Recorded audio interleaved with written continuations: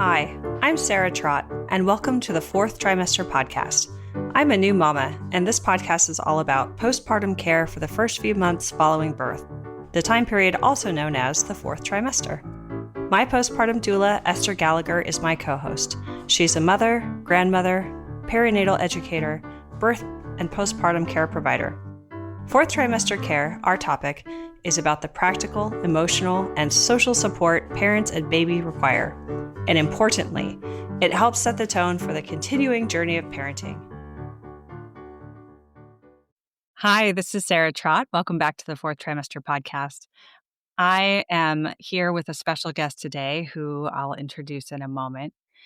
Today, we're diving into a conversation that doesn't get nearly enough airtime. We're talking about perimenopause, and we'll also touch on how that can overlap with the postpartum period and what that means for new parents.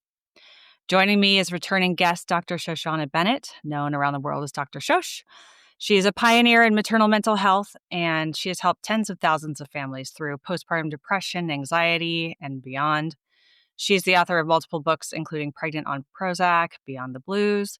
And today she'll help us unpack what parents need to know about that intersection of perimenopause and postpartum recovery.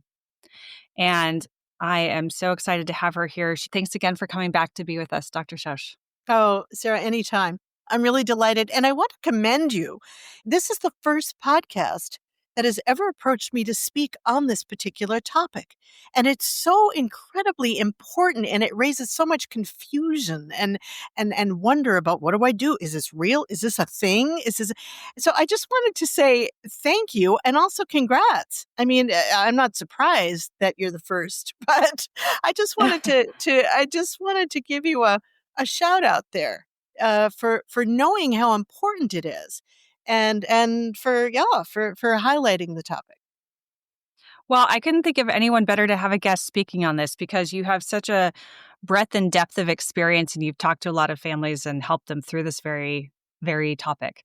And I know there's a lot of talk and airtime happening around perimenopause, but the intersection is really unique. And it's, when you brought it up as a potential topic that we could go through, I just jumped on it because I just want to crack this wide open. I haven't had any deep discussions on this at all, so this is a first on the show. So I'm really excited. Really excited. Yeah, me too. And I want to invite you to just share anything else you want to share about you or your background as part of the introduction. Oh, well, sure. I mean, I'm actually sitting here based on my personal experience with postpartum mental health challenges, and quite serious, life-threatening. And it's when I finally found out there was a name for this. I mean, there is a whole story about the ignorance that was going on. This is way back in the 1980s, before computers, and there's no social media. So one thing led to another, and eventually more education and running support groups. Actually, the first postpartum depression support group was run out of my living room in Northern California, that in the whole country. And so I and a few other folks who I connected with, Jane Honeyfield being one of them, the founder of Postpartum Support International, we pioneered maternal mental health in the U.S. And so anyway, I mean, things just blossomed, and the passion. I am just as passionate today as I was when I first started. I needed to know really what to do with the frustration at the medical professionals, the mental health professionals. It wasn't their fault; they were never trained, right? But I really needed to do something with my personal experience. So it became another career, my favorite thing to do is to educate. I mean, certainly I love working one-on-one with clients, but speaking and educating is a thrill for me. So this kind of a forum, again, it's my total pleasure. So thank you very, very much. You certainly found your calling, and I'm so glad you did. So tell us more. Let's start at the beginning for perimenopause. Okay. What is it? When does it start? And when is it a good idea for women and families to understand what it is and start educating themselves on this topic? That was a loaded question. We will just jump in. Great. I've been doing this work for a long time. I mean, we're talking going on 40 years. And through those decades, what has happened periodically, not necessarily frequently, but periodically, a woman will say, "This postpartum stuff isn't going away." Now, if they have postpartum depression, anxiety, obviously we make sure that is taken care of. But sometimes what we find is that even when she should be feeling her normal self. I mean, her baby is sleeping through the night. The 3-4 months have gone by. Uh, uh, her periods they never regulated. Even when she's finished breastfeeding, things are happening. Her moods are still up and down.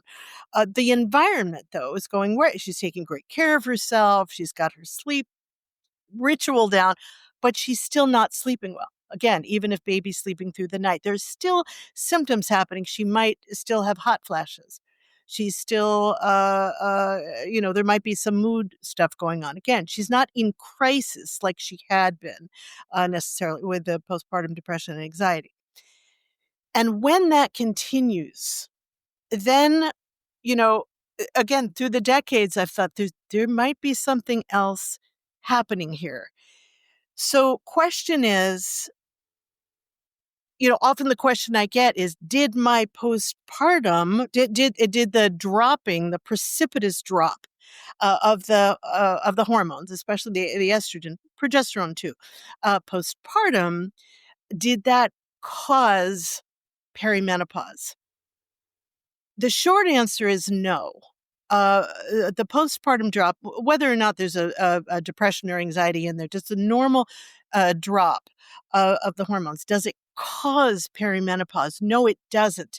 However, the reason why it can feel that way is that sometimes when you are close to perimenopause anyway, sometimes some of those symptoms are happening even during pregnancy or before pregnancy, especially if you're in your late 30s, certainly 40s, having a child. Can it accelerate the perimenopause symptoms? The answer is yes. So is it a direct causation? No. But it can feel that way because if you are close anyway, if your body was getting ready to go into perimenopause, the precipitous drop, that humongous drop of the estrogen and progesterone postpartum can feel like it is launching you forward into perimenopause. I don't know whether I'm answering your question. No, I mean, it's a perfect place to start with a story like that and some anecdotes because it sort of sets the scene. I would wonder then, should someone be worried if they're in their late 30s or 40s? Oh, if I have a baby, this might be it because this is going to jumpstart my perimenopause. Well, first of all, if you really want that baby, have that baby. I mean, Yeah. having a baby is something very. I wouldn't be worried about it. I mean, Yeah. I wouldn't suggest to any of my clients that she not have a baby because she's worried about going into perimenopause. That's going to happen anyway. Might it happen a little bit sooner? But yes, but she'll also have a baby, which is what she wants. So, there's there's the emotional and the psychological in there as well. So I wouldn't ever suggest to not have a baby because of that, if that was your question. Right. Menopause is coming no matter what. No, but we can't stop that, yeah, if you want that baby, have that baby for sure. Yeah. And if perimenopause happens, if a little bit earlier, maybe it would have happened anyway. But even if the postpartum drop in hormones accelerates that perimenopause, it will be handled. And bottom line is, we go for 100% feeling wonderful no matter what. So I want to say that right off the bat. I don't want anybody to be worried about a depression or anxiety or perimenopause, but it's funny because at the very beginning, to go back to what I said originally, I Yeah. at first I wasn't sure what I was necessarily hearing. So I went to midwives and interviewed them. I went to my favorite OBs who were really, really listening well. And they're not trained, to handle emotional stuff. It's not their fault. They're surgeons, basically. But, I interviewed them, quite a few of them. And I said, do you see this? I mean, is this a thing, or Yeah. is this my imagination? And they said no, that can definitely happen. The symptoms of the postpartum recovery and perimenopause can overlap, which does make it confusing often. So I'm careful to listen for not only the onset of certain symptoms with my clients, but also the duration and what else is happening. What are the other factors happening in her life? Everything is so, you know, individual as to what's going on. For instance, if her baby isn't sleeping through the night and she's breastfeeding, is her sleep going to be disrupted? Yes. You know, but if baby is sleeping and she's still not able to sleep, and it's not a depression or anxiety, because that is one of the biggest screening questions I've got for Yeah. mental health issues.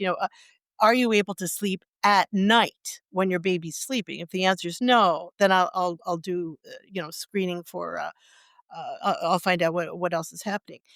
So again, there can be overlap, but if it continues after, if she still has some mood issues, that's what I was seeing. Often some ups and downs with mood, some difficulty with sleep, the night sweats, the hot flashes happening longer than a typical postpartum period would last.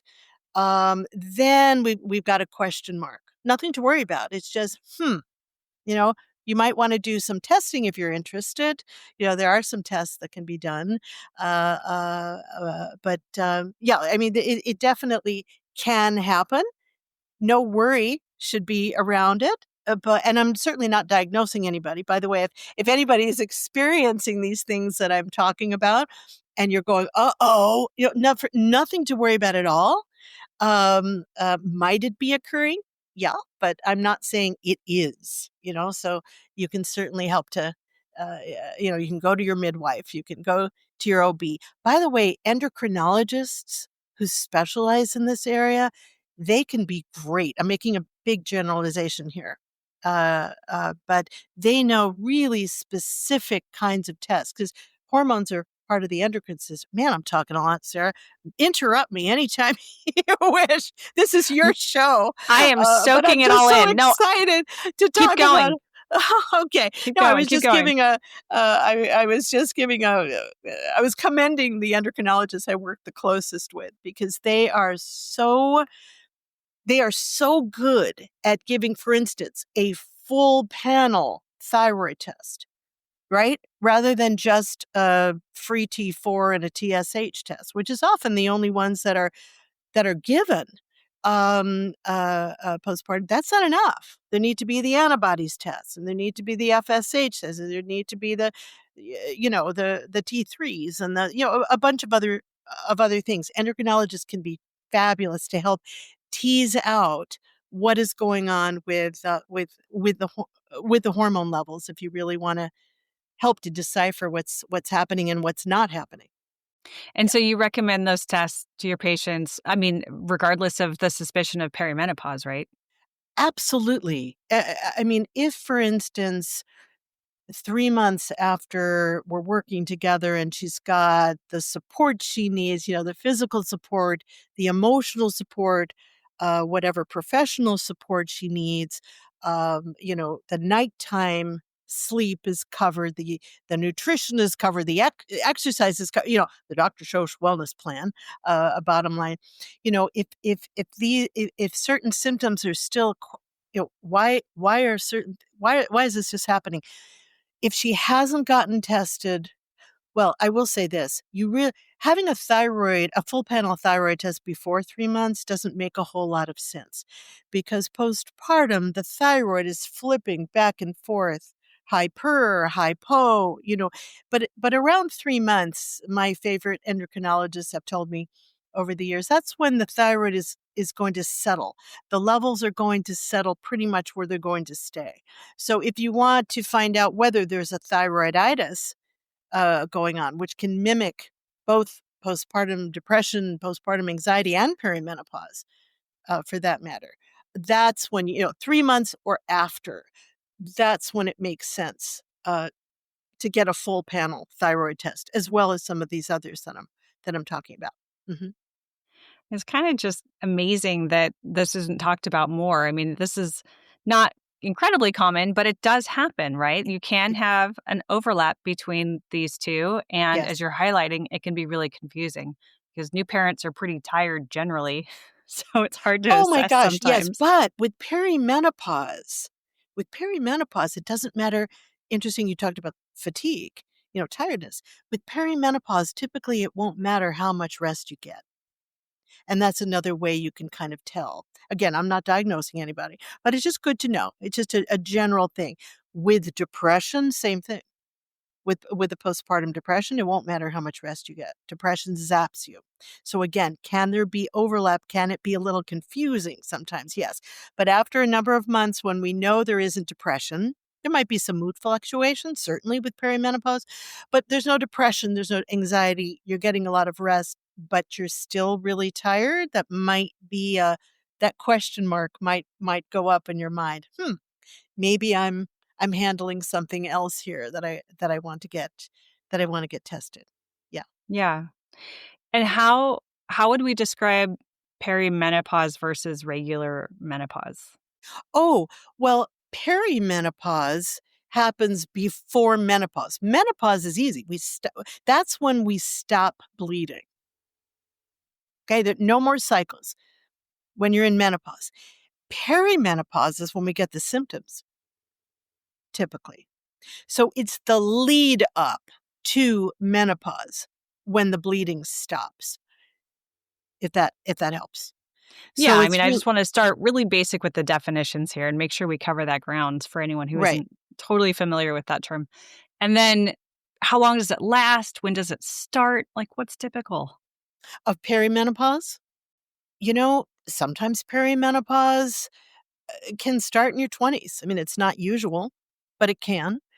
Usually late 30s or 40s, sometimes later if you're lucky. But I mean, I was in full blown menopause. I mean, absolutely stopped all periods, not even the fluctuations of at 43. I mean, it differs individually. But that's why when I'm working with women having babies in their late 30s, early 40s, or mid 40s, and sometimes they're having their first babies. I mean, it's different from it was a few generations ago. I mean, women are having babies later. So is this happening more frequently? Yeah, it is. Because of age and ovarian functioning, which decreases, with our age. I'm sorry, what was your question? Did I answer your No, question? you answered it perfectly. You Okay, answered good. it perfectly.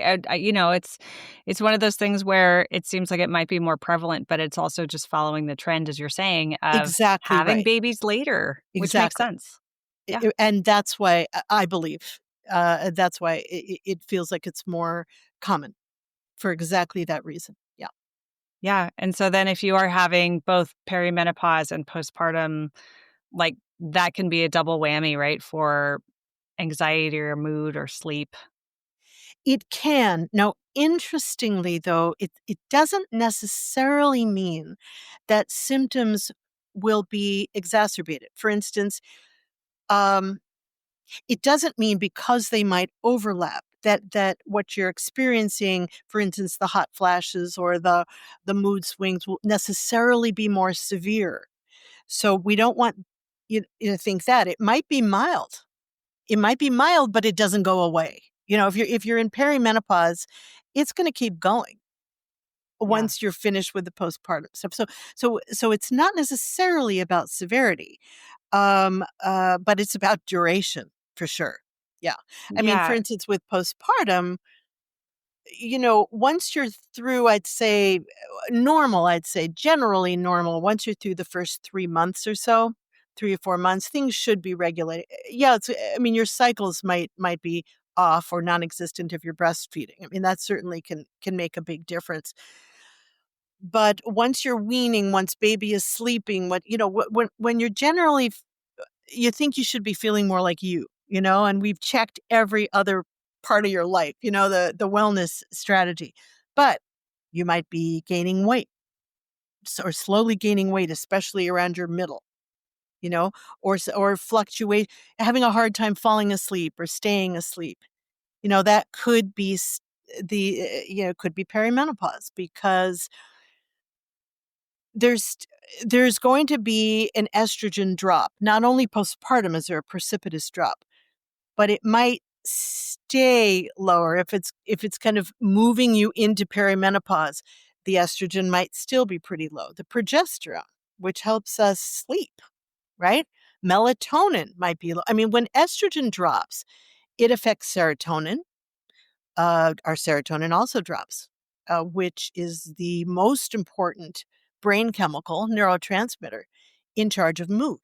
And when estrogen drops, it also affects our natural melatonin, which is the sleep hormone, right? And progesterone, it tends to be the calming hormone. So when that drops, so when that does not go back up to pre-pregnancy level, right? Or it doesn't come back up if you're in perimenopause, you're still going to be feeling, often there's still going to be some sleep disturbance, some weight gain, some mood fluctuations, not necessarily a depression or a deep, a deep anxiety, but the ups and downs, and that might continue, which can give you an idea. I might be doing something else now, or I might be in a different phase.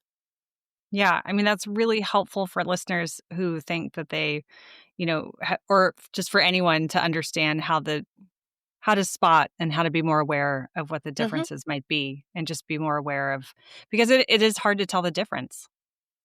It is, but often I will say that most frequently when my clients say, am I going it? First of all, I calm them down. I try to calm them down. Even Yeah. if you are in perimenopause, nothing to worry about. We're going for 100% wellness here. For Yeah. you feeling great, no matter what. But almost always the answer is no, and that is proven to them over time. They might be dealing with some anxiety in general, and doing some what ifing. What if Yes. it's this? So, that's part of the therapy that I will help them with as well. But almost always the answer is no. But can it happen? And is that why we're having this podcast right now? Yeah, it can happen. And it can be, as I said, confusing. Uh, could it be a thyroiditis? Yes. Might it not be a postpartum depression or perimenopause? Might you need some Synthroid or some Yeah. natural thyroid boost? Yeah, it might be that too, which is why it's important to go to the right professionals to you know to get it uh, figured out if you're inclined to do that. Yeah. Yeah, and it sounds like you're talking a lot about hormones. Is it something you can test for if someone's curious and it's confusing? We talk about thyroid testing, but can you just test? Is there a perimenopause test? You know, uh, not necessarily. I'll tell you why. Here's what the endocrinologists say. It might be a long-winded answer. The short answer is no, not definitively. But Bummer. often because we don't have a baseline. I mean, do we know what our usual is before we get pregnant? Most of us don't. Do you know? So what do you measure? No. How are you, what are you comparing it to? Is you can get if you go to an endocrinologist, would they test your FSH levels? Yes. Would they give you a complete thyroid test? Yes. Would they check your estradiol? Especially, there are 3 different types of estrogens, I believe. 3, yeah. Um, uh, would they test especially your estradiol levels? Yes. Would they test your FSH? Yes. There are a couple of other ones as well. So they could get a pretty good guess. It would be an educated guess, I'll say. But generally, we get the answer over time. If the postpartum Yeah. stuff doesn't regulate after a certain amount of time, you can pretty well guess, okay, I might be dealing with something else now. It doesn't Yeah. mean there aren't things you can do. Are you stuck with symptoms just because? No, there are many different ways that you can take your perimenopause. That might be another podcast. But no matter what, there's nothing to worry about here. Not Yeah. about difficult postpartum time. If there's postpartum depression, anxiety, the other perinatal mood or anxiety disorders, which you and I have talked about on other podcasts, that we're going for 100% wellness. And you can do that also with perimenopause. So even if you find yourself overlapping and then, moving forward, perimenopause, which then, of course, leads to menopause, the complete stopping of the menstrual cycle, uh, you're still going for 100% wellness. Hmm. And it's a big transition in identity to become a parent, as well as to experience this additional life change. Absolutely. And when women think about perimenopause, even emotionally, it can be a big deal. Not just, with hot flash, and not just with the physiological disruptions, I'll call them, and challenges, but it also means the end of fertilization, the end of having babies, and that can be a tough one for many, not for all. Again, it's all very individual. I never assume anything. When someone says I'm going through perimenopause, I will immediately say, "And how is that for you?" I mean, for some women, pregnancy is fantastic. For others, it's the worst thing that could have happened to them. So I don't assume anything, but often, it can be tough. So there can be wondrous joy. It's tough having a baby. It's the hardest job on the face of the earth, as we all know. But, that can be wonderful and hopefully come with a lot of happiness when you find that you're heading towards, the end of ovulation, the end of, your cycles. There can be some emotional challenges as well there. So it's very, very mixed. You might be enjoying a newborn and going, "This might be my last baby." And sometimes when women were hoping for more children, that can be tough. Yeah. And you can, especially if someone's on the younger side, Yeah. right? People might ask, "Oh, when are you going to have another baby?" I mean, that's unfortunately a question women get asked, right? People feel like they're perfectly welcome to ask, "Oh, you have a baby. When are you going to have another one?" Right? That can be I have hard. no words for that other than how inappropriate. You know, Right. I know. Never ask those questions. Never. I know, I know. But I did read an article about a woman who went through this very, experience, and she said Yeah. when she gets that question, because her son is 2 now, I think, Hmm. and so people are like, "Oh, you can have another baby," and she says, "Well, no, we're not. We're happy with our one Hmm. baby. We're very grateful to have our one baby." So, Hmm. if you think you are in perimenopause and you wanna have a baby, as we said at the start, it sounds like go for it. Oh, Because y absolutely. like Absolutely. I'm not saying and don't try, if Yeah, you wanna do that. But, again, it depends on circumstances. totally. It depends on so many different things about how you weigh that out, and often that's what I'm doing.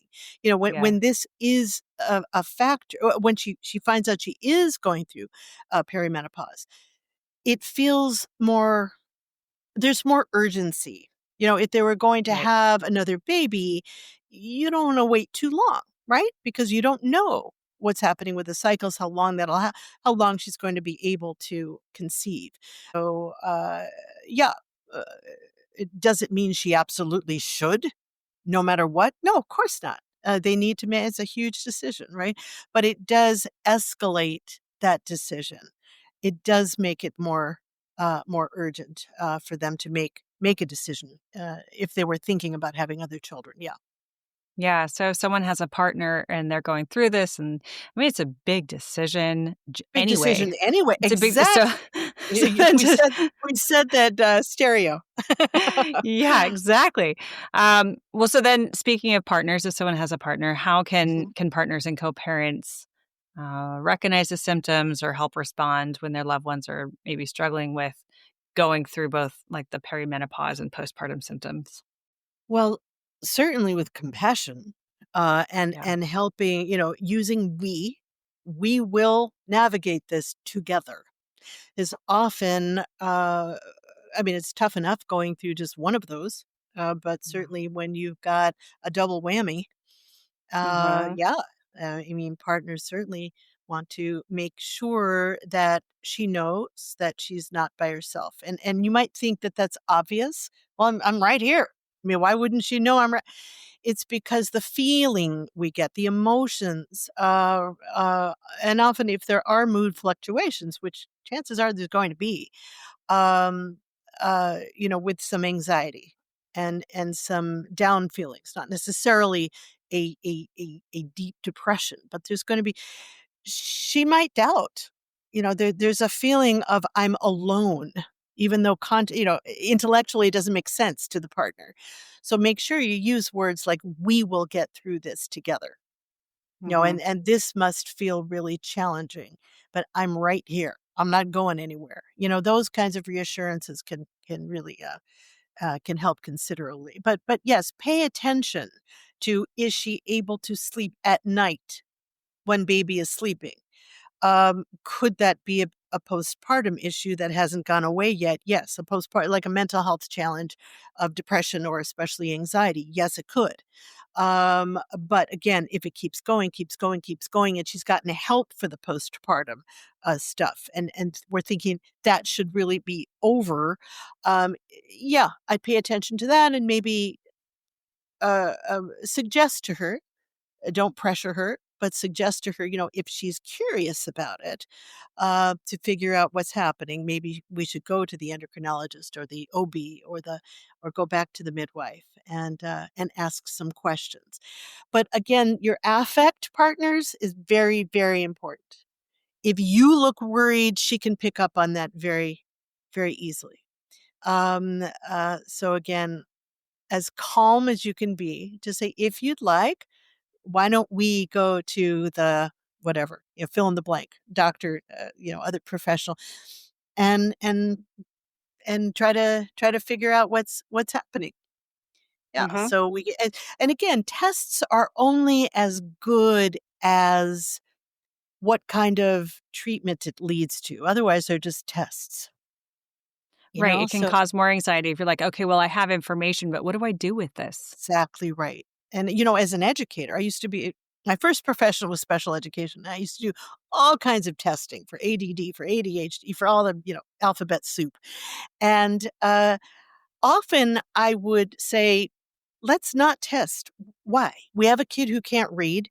We know what to do in order to help that kid read.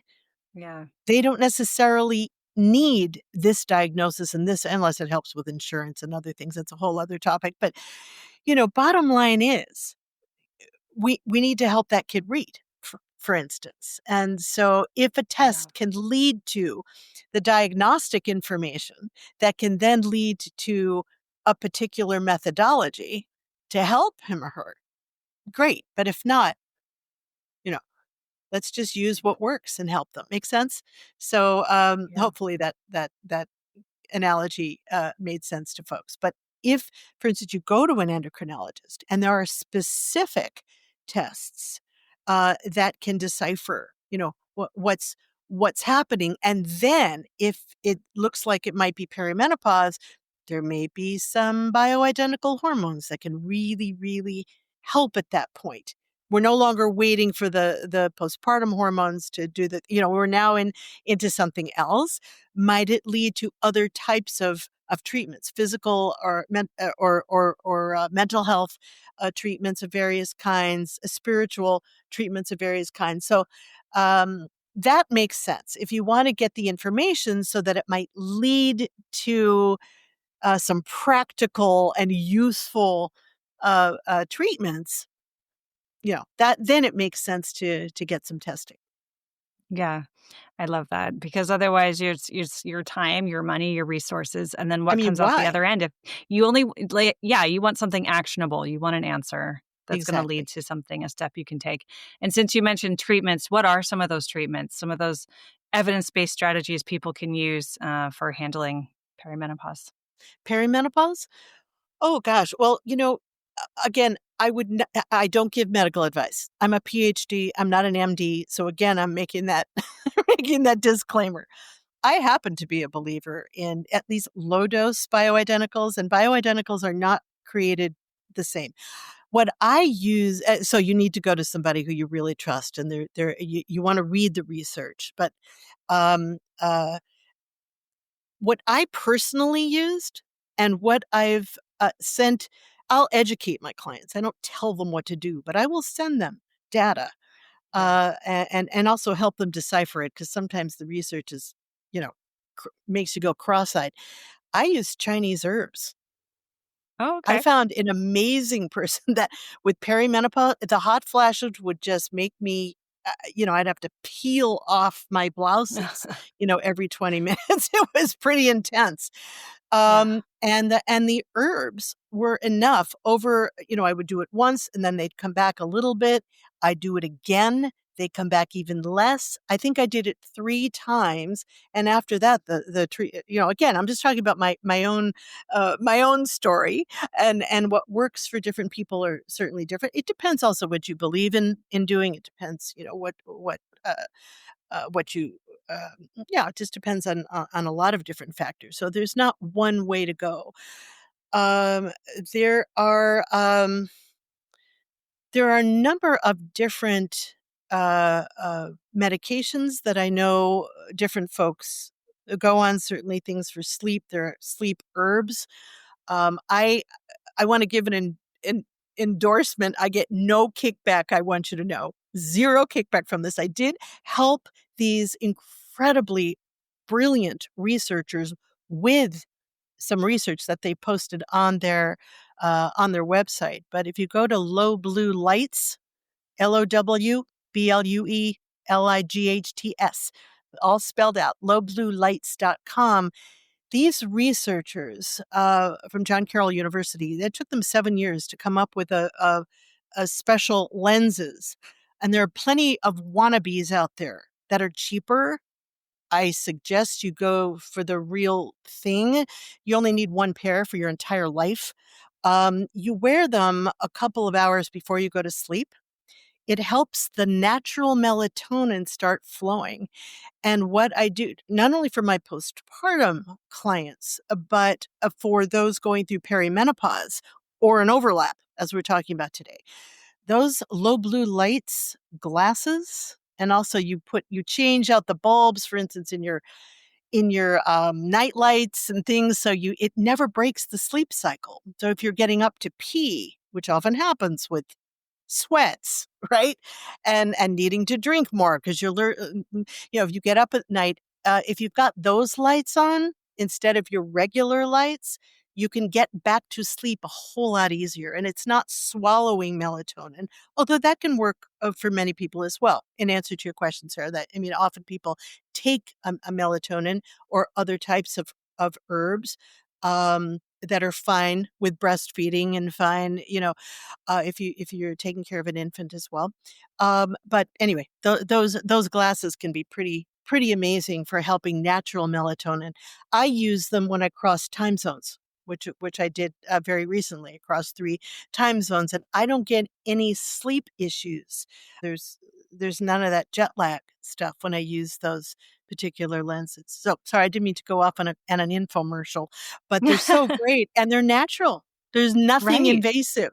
And so anyway, that's another Well, no, that piece of that makes real. a lot of sense. There's an app that I use, and I'll mention it, and I am not Please. affiliated with them, and I have no kickbacks Hmm. from them. So, Hmm. so disclaimer there.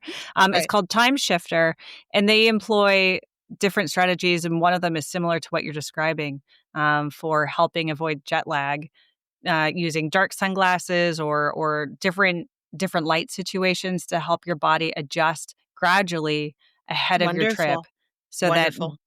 it avoids that time shift and that jet lag. Yeah. So that Yeah. makes perfect sense. That sounds so cool. I'm gonna check those out. Oh, absolutely. I mean, I travel. I could just call them sleep glasses. I mean, that's the Yeah. first thing in my suitcase. So yeah, I mean, there are those natural types of things that can really help, because the sleep disruption is tough enough. Again, postpartum. with an infant and a kid waking up. But even when kid is sleeping, your own body might not be sleeping if you're in a perimenopausal situation. Certainly, if there's depression or anxiety, that might happen as well. But with perimenopause, you can pretty well bet there's going to be some insomnia, either difficulty falling asleep, staying asleep, early morning wakening. And these things that you and I are talking about, Sarah, can be a very natural. I'm a natural whenever possible kind of gal. I'm not opposed to medication. If you need it, they could save lives, and they do, and make a big difference in the quality of our lives. But if we've got these natural things that can, I mean, often that's the question I get from clients: is there anything natural I can do or take? And I love having things, up our sleeves, right? That we can suggest just to experiment. Yeah, Yeah, I appreciate that because we talked about hormone therapy. yeah. You talked, right? Those you said bioidentical, right? And then we talked about natural. What about talk therapy? Oh my gosh. Yeah. Oh, of course. Yeah. I mean, it's important, and there's also, oh gosh, I'm sorry. I was thinking like 10 things and nothing came out of my mouth. Let me try this again. Yes. Psychologically, there are things that are happening. Again, even if there isn't a depression or anxiety postpartum, when we go through those changes and when perimenopause happens, there are psychological things often that arise. There are questions. There are worries. There can be just very natural and normal things that come up, and talking through them and having strategies to handle if there's any anxiety, which typically there is. Um, uh, uh, because that's what's happening, when hormones are changing, often there is anxiety there as well. Having strategies and methods to talk back to your mind, often that's all it takes. One doesn't have to fiddle with necessarily the hormones or medication or some of these other things.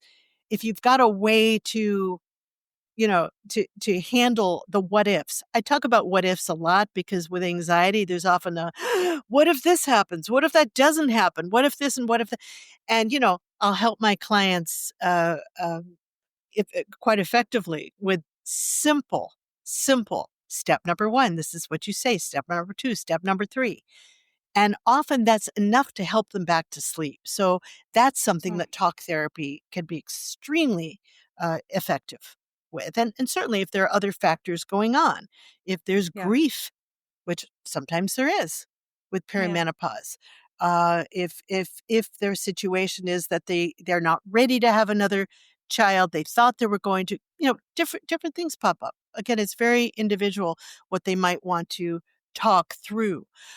Also, on that note, unless there's a specific reason why she doesn't want her partner to join in with a session, whether it's a postpartum situation, a perimenopause, or an overlap, I will suggest to my client, I'll say, to invite their spouse or partner, because whatever system we're coming up with, whatever healing modalities we're talking about, whatever strategies we're talking about, it's going to affect the partner, and they are a very very important part of healing.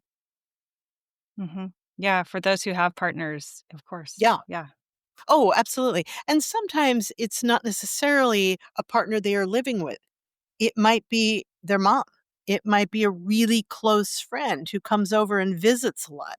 So I'm glad you raised that. Even without a partner, if they want somebody close to them to be yeah, hearing the same things that they're hearing.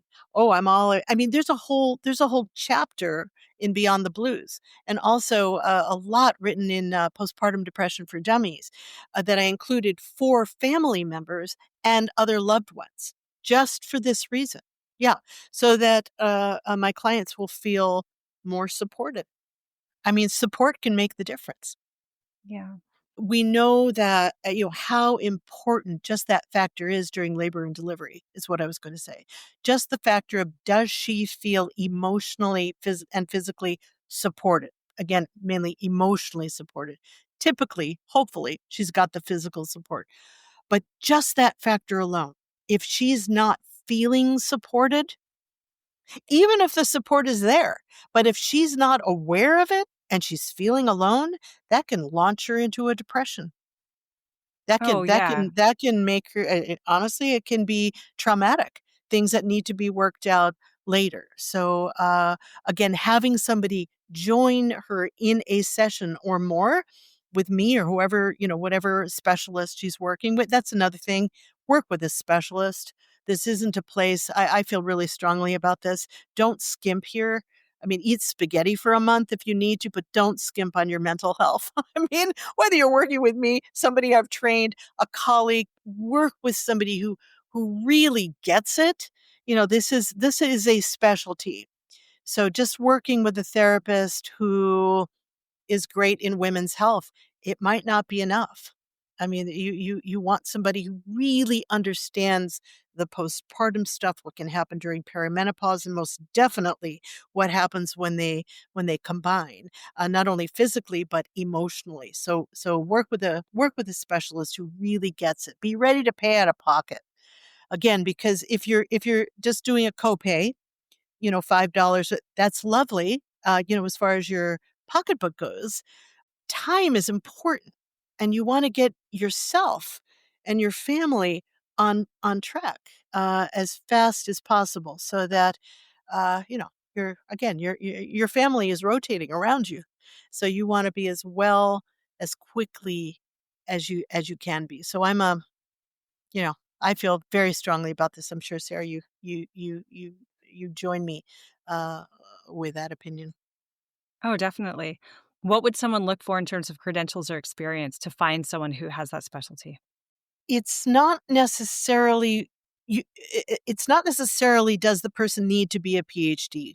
That's a doctoral level. Some MFTs are great. That's master's level. It really depends on who you're jobbing with, but you want to ask them for certainly if you're talking postpartum, you want to Yeah. ask them, have they received at least a 2-day training through, myself, one of my colleagues, through Postpartum Support International, at least a 2-day training specifically focused on perinatal mental health. You want to ask them, do they have any books or videos that they could just rattle off right off the top of their heads? Don't be afraid of hurting somebody's feelings. By the way, if they get defensive, that's a no. Move on. Yeah. Right? If you get any kind of pushback with, "Hey, I've been doing this for a long time and I know what I'm doing." If you get any kind of attitude, what I always think is like, maybe you've been doing it a long time, but you shouldn't have been. I don't know what Right. kind of, you might have been hurting people along the way. So be ready to ask, what kind of specific training they've had in perinatally and also for perimenopause. Because there are trainings just on perimenopausal health, not just physically but emotionally now. Those are some of the things I would ask. Not just how long have you been a therapist. That's not good enough. They might have been a Yeah. therapist for a long time, but go for somebody and most importantly, when you're sitting with them, do they get you? Are they really understanding you? Do you feel really safe just opening up and talking about challenges without worrying what are they going to think about me? Do they really yeah, Yeah, it's like dating. You gotta keep trying till you find someone you click with, right? If you don't absolutely. find someone great, keep looking. Honestly, women have sometimes they'll say, I tried to stay within. Oh, I was about to bash a particular insurance company. I won't. I've gone through 6 or 7 therapists over there. They don't specialize. They just check a little box, and that's what therapists are Yeah. allowed to do. The Yeah. therapists work in insurance company. They'll all you need to do is check a box saying, "Yeah, I specialize. Yeah, I specialize in that too. Yeah, nobody's checking to see why are you calling yourself a specialist, you know? So be ready to move on. Yes, just like you said, it's like dating. Yeah. I love that. Yeah. I wanna go back to something you said that was really interesting around Yeah. helping someone. You said you kinda talked them through step 1, sort of talking about that voice in their head before bed. Step 1 or step 2, say this, say that. Mm. What's an example of that, and what's a good prompt or question that someone can use for that kind of help? A prompt or question from whom? Uh, maybe I'm not asking that right. What's an example of that step 1, step 2, step 3 that you were talking about earlier? Okay. So here is an example. I call what ifs stories. You can pick any word you want. A story Okay. is something that you're not actually facing. It's not actually in front of you. So step number 1, when you do a what if, you try, the first job is to recognize that it's not fact, it's a story. It's something that the mind has made up. That's what a what if is, right? It's not something that's actually right here. You're just It's the shooting off into imagination. never land, right? Yeah. Right. Right. And we never imagine fun stuff. We always go to worst case scenarios that'll freak us out the most, right? So step number 1, acknowledge that it's a story. Call it what it is. It's something made up. Okay. That might be step number 1, right? Because without awareness, uh, you're not going to be able to change a whole lot. That's true with anything, right? If you're biting your nails and you want to change, you got to be aware that your finger is heading towards your mouth. It's awareness. And step number 2, for instance, might be um, saying, I'm not living there. I'm not living in Storyland. And you learn how to pull yourself back, reel yourself back, and say, if and when I ever need to deal with that, I will deal with it then. I mean, so there are simple things, not necessarily easy. It can take a lot of repetition to retrain, especially if you've been doing that for years. You might have had a habit for many years of what ifing, but during the postpartum time and perimenopausal time, that will be exaggerated tenfold. If you tend to be a what ifer, it gets blown up hugely, during that time when the hormones are fluctuating. So you're really retraining your mind. It's an old pattern. So what I do is give my clients very simple steps to retrain and enough repetition of retraining. And when I say repetition, I'm not talking about the old affirmations, which by the way, I am not in favor of, and I can explain why if you're interested. But I'm interested in truths, not affirmations, truths. So retraining with step number 1, step number 2, step number 3, it's often enough to, yeah, to get rid of those old patterns. And I'll give examples of, like, if you walk back and forth on a beautiful piece of your lawn, eventually that pathway is not going to be pretty anymore. The grass might wilt right. But if you get back on on the sidewalk, for instance, or the stone steps that you put there, that's where you want to be. So these step number 1, step number 2, step number 3 helps you get back on the path so the grass can grow again, and that old icky pattern will be gone. There is no pattern that the mind has set itself on, right? But repetition that cannot be undone. So so what? So it's a pattern. It's a habit. You can undo that. And I'm the how-to lady, because often, when I went postpartum to a therapist, I remember her giving me concepts. Be nicer to yourself, Shoshana. And I remember sitting there going, if I knew how to do that, lady, I wouldn't be sitting in your office right now. Like, don't throw out these things. Tell me how do I do that? So I vowed to myself when I became a therapist, I wasn't going to throw concepts. I'm not going to throw ideas. I'm going to give them. Step number 1, here's what you say. Step number 2, here's what you say next. So then you really have a method to getting where you want to go. It's not just an idea or a concept. Yeah, recognizing that it's hypothetical, followed by, I heard you say, we'll deal with this if and when it comes. Yeah, if. Most likely, most of our what ifs never do. If and when I have the resources to deal with it, Yeah, I right, will which is find the assuring. resources to deal with it. So I would deal with it then if and when I ever need to, and I Yeah. will have the resources to handle. And my only job right now is to sleep. Good night. You know, things like that. That's one example of a few. Yeah. Yeah, and I like how practical that is as a strategy for helping deal with something very specific like that. What about other lifestyle changes or things that you think have been really helpful for folks going through this? Well, the wellness plan that I put together many years ago. Gosh, I've been doing. I can't. Sometimes it. Yeah, doing this a really long time. Certainly, we want to look at the basics. We want to make Yeah. sure that she's got the right people, not just who she thinks should be emotional support, but who is really her emotional support. And sometimes women will say, "Well, I can invite my mom over." I'm saying, is your mom that maybe, but is your mom someone you can just dump your heart out to and there'll be no judgment and no criticism? Sometimes the answer is yes. Sometimes it's, well, not really. I said, so who are those people? you know? So I'll make sure she knows. It might surprise her. It might be a neighbor. It might be a friend. It might be somebody she met at church. It might be, right?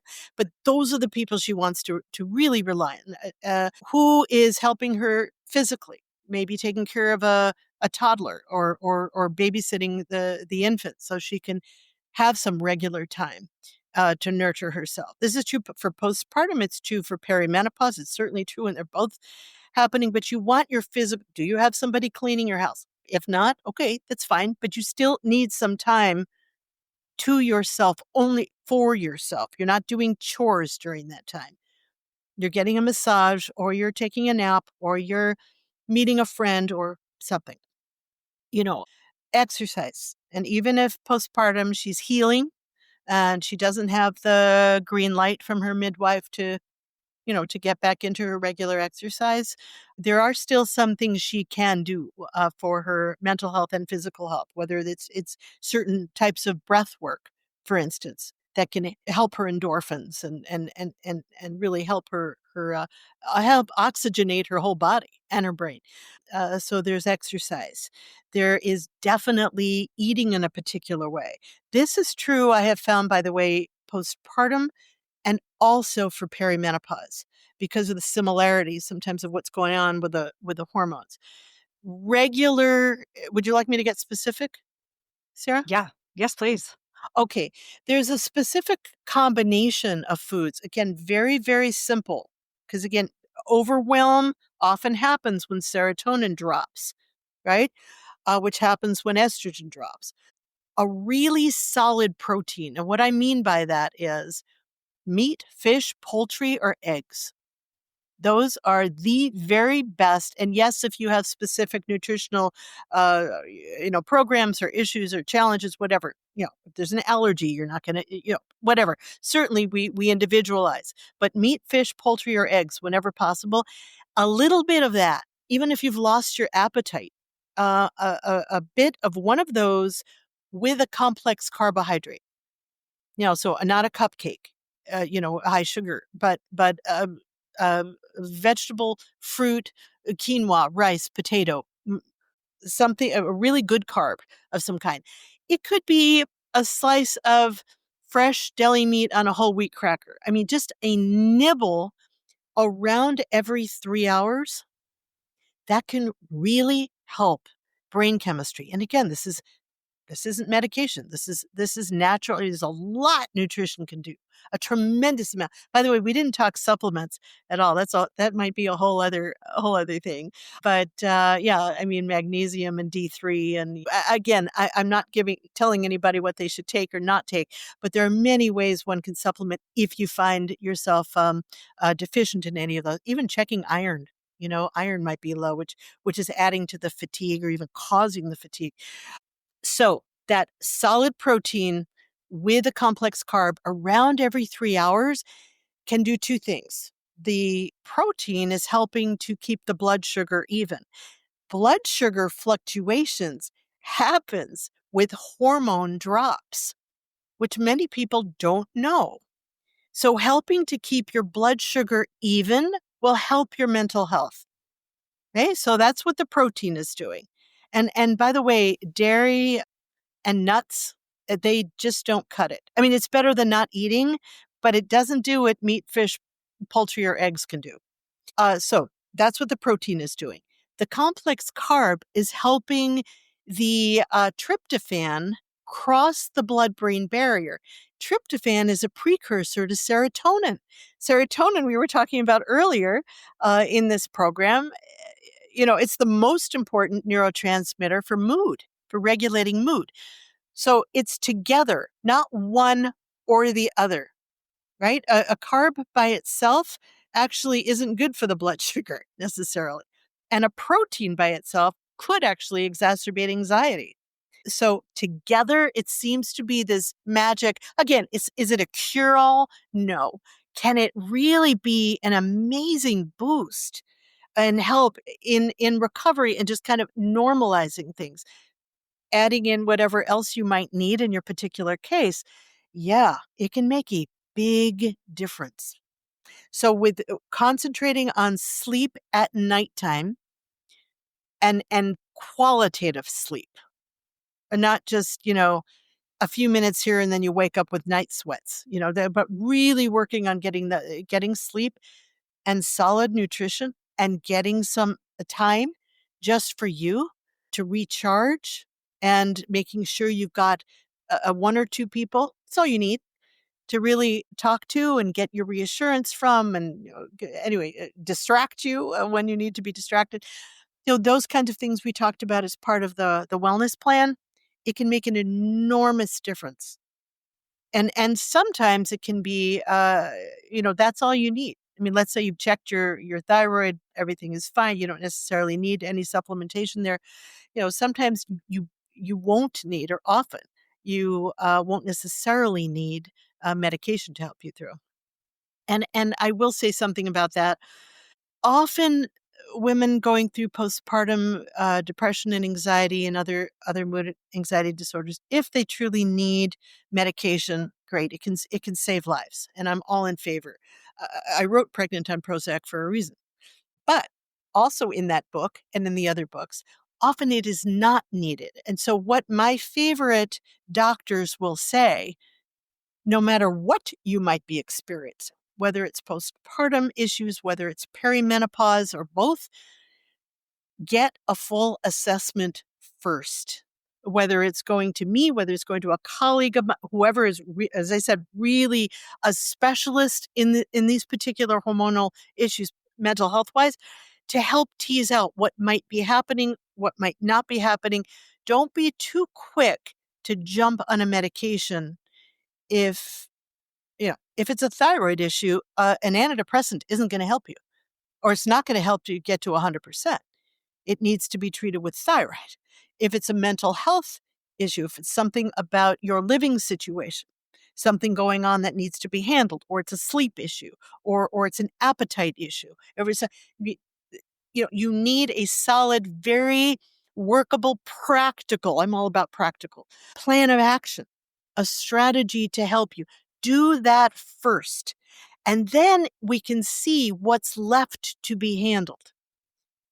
So I hope that makes sense. But a full assessment before you're just jumping on this supplement or jumping on this medication, that might be the way you want to go. Again, it's very individual. It's up to you. You get the information you need, but don't be too quick to treat with these things, is my suggestion to you, before you get more information as to what might actually be happening and what's actually not happening. Right. So we'll make sure we link to your wellness plan in the show notes, because that was a lot Sure. of rich, practical information that we want to disseminate and share with as many people as possible. So you can listen to the show, click on the link, get the information for yourself, or share it with others who you think it might benefit. Put it in your mom group, please. And it goes so much further than be nicer to yourself, right? That is very practical. So I appreciate that so, so much. Dr. Shosh, we've had such a wonderful conversation. Is there anything else you'd like to leave us with? I definitely want to say, as those of you who have heard me in other arenas say, please don't suffer in silence. None of this is a weakness. Just because you might be having symptoms, it doesn't mean that you're less strong or less smart or less wise or not as good a mom, or any of that stuff. That's all garbagey stuff. Get the proper help that you need. It's out there. It's out there. It's not the 1980s anymore. You don't have to do what I did. So find the proper help. Invest in yourself with time, with possibly a few bucks, and get the right kind of help for you. Some of the suffering, it doesn't need to be inevitable, and ongoing. So yeah, that's it. My advice is make sure you're getting the help that you need. Your family is rotating around you, so helping yourself is helping everybody else you love. I love that so much. Thank you. Thanks for the great conversation. My pleasure, Sarah. Thank you. You can subscribe to this podcast in order to hear more from us. Thank you for listening, everyone, and I hope you'll join us next time on the Fourth Trimester. The theme music on this podcast was created by Sean Trott. Hear more at soundcloud.com/Sean Trott. Special thanks to my true loves, my husband Ben, daughter Penelope, and baby girl Evelyn. Don't forget to share the Fourth Trimester podcast with any new and expecting parents. I'm Sarah Trott. Goodbye for now.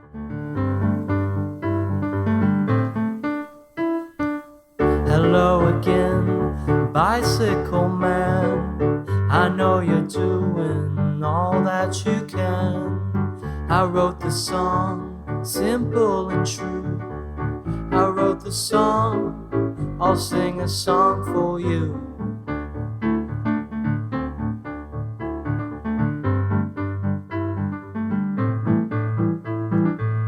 You got your wheels, you got your gears. You ride around town without any fear. You got your pedals, you got your brakes. You always wear your helmet for safety's sake.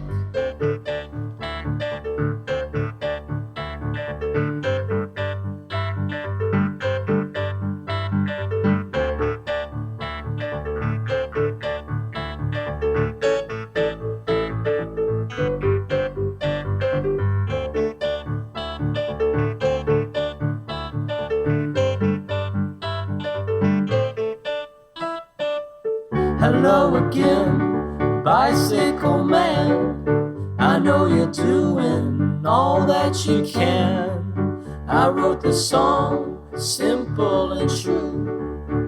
I wrote the song, I sing a song for you.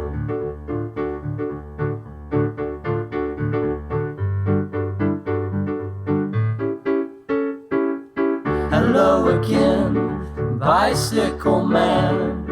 I know you're doing the best that you can. I wrote the song, simple and true. I wrote the song, I sing a song for you.